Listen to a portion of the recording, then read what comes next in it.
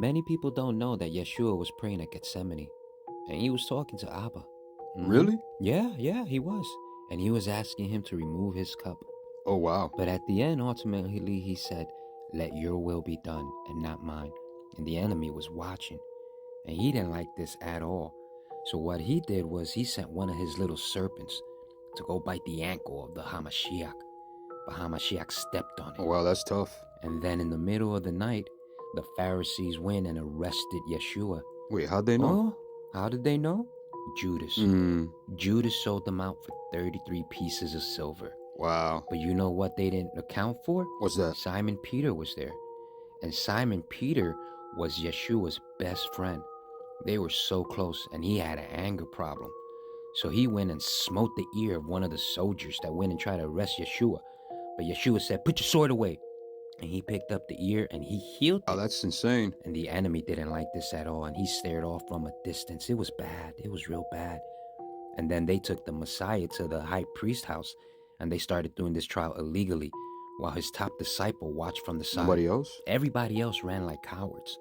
And then the Pharisees started accusing him and said, "If you say you're God this, you're God that," beating on him, spitting on him, bringing false witnesses. Then they took him to Pontius Pilate so they can crucify him. Okay. But Pontius Pilate found no fault and sent him to Herod. Right. Herod found him interesting. Oh, wow. They were talking about raising people from the dead and the miracles. But at the end, this olden time Caligula found no fault in him at all and sent him packing all the way back to Pilate. That's insane. And when he went packing back to Pilate, the one person that saw was Pilate's wife. That's a special one. Oh yeah, she had a nightmare. And people don't know this nightmare said, "Do not touch the Hamashiach." And she begged her man not to touch him. Right. And she begged him. And so he gave the people a choice.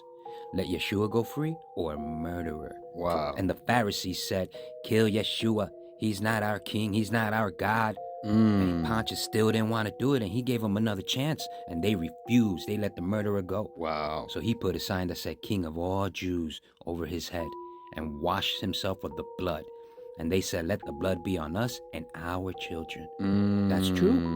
Then the enemy filled all the Romans and all the soldiers, and they mocked and they beat and they spit on Yeshua, and they said, "If you're the Messiah and God, who's punching you?" And they made him carry a cross.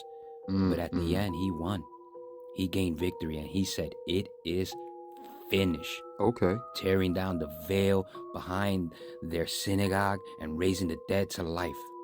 The resurrected Messiah, Hamashiach Yeshua. And that's the truth. You can fact check me if you want, and no one would sue me yet.